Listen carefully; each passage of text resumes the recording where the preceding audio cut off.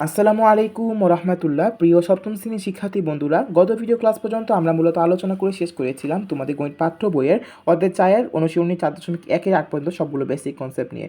So আমি তোমাদেরকে recommend করবো তোমরা অবশ্যই সেই বেসিক কনসেপ্টের ভিডিওগুলো দেখে বা সেই বেসিক কনসেপ্টগুলো তোমরা বুঝে তারপর তোমরা অনুশীলনী 4.1 সমাধান করতে আসবা। সো চলো আমরা এটা একটু সমাধান করি। সেই জন্য আমরা চলে যাচ্ছি সরাসরি গাইড থেকে তোমাদেরকে উত্তরটা একটু দেখিয়ে দিব, তাহলে তোমাদের বুঝতে সুবিধা হবে এবং দেখতে তোমাদের সুবিধা হবে। সো খেয়াল করো, এখানে প্রথম আমাদের কী বলা হচ্ছে, প্রথম রাশি দ্বারা দ্বিতীয় রাশি দ্বারা গুণ করতে হবে। সো এটা কিন্তু তোমরা পারবা, খুব সিম্পলি তোমরা এটা করতে পারবা। তোমরা অবশ্যই খেয়াল করবা, তোমরা এই পদ্ধতি তোমরা ম্যাথটা করবা, এইরকমভাবে তোমরা করলে সব থেকে বেশি বেটার হবে তোমাদের জন্য। ঠিক আছে, এই যে এই প্রথম পদ্ধতি।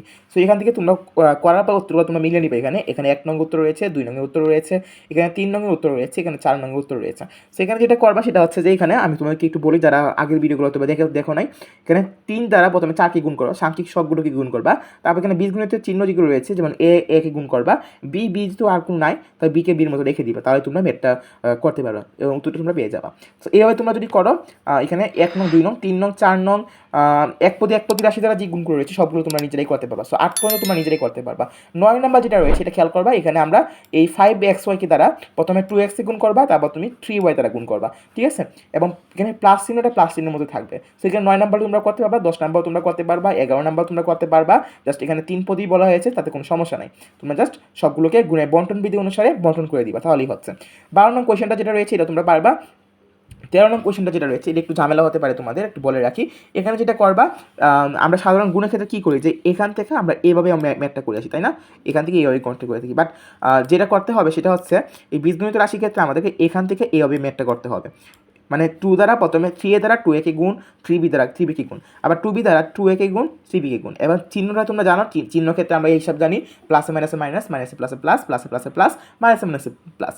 ঠিক আছে, সো এইভাবে তোমরা যদি করো, এবার তোমরা অবশ্যই যেই বীজগণিত চিহ্ন যেগুলো রয়েছে এ বি কিংবা এ কিংবা বি, যেগুলো আমাদের একরকম হবে সেগুলোকে আমরা নিচে নিচে বসাবো। বসানোর পর আমরা জাস্ট যোগ করে দিব, তাহলে আমরা গুণফলটা পেয়ে যাবো। এটা আশা করি তোমরা বুঝতে পেরেছো। তো এইভাবে তোমরা 13 নাম্বার, 14 নাম্বার, 15 নাম্বার, 16, 17, 18, 19, 20 সবগুলো তোমরা কিন্তু করতে পারো। জাস্ট তোমরা ভিডিওটা পজ করে জাস্ট উত্তরগুলো একটু মিলিয়ে নাও। ঠিক আছে, তোমরা ভিডিওটা পজ করে উত্তরগুলো একটু মিলিয়ে নিবা, করার পর তাহলেই হচ্ছে।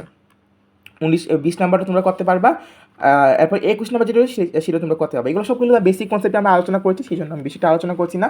আমি চাই তোমরা নিজেরা করার চেষ্টা করো। যদি কোনো সমস্যা হয় অবশ্যই কমেন্ট বক্সে জানাতে পারো, আমাকে জিজ্ঞাসা করতে পারো যে ভাই আমি এই ম্যাথটাই এই জায়গায় করতে পারতেছি না, আমি তোমাদেরকে যথাসাধ্য চেষ্টা করবো বুঝিয়ে দেওয়ার জন্য। সো এখান থেকে 23, 24 করতে পারবা এবং 21, 22 তোমরা করতে পারবা।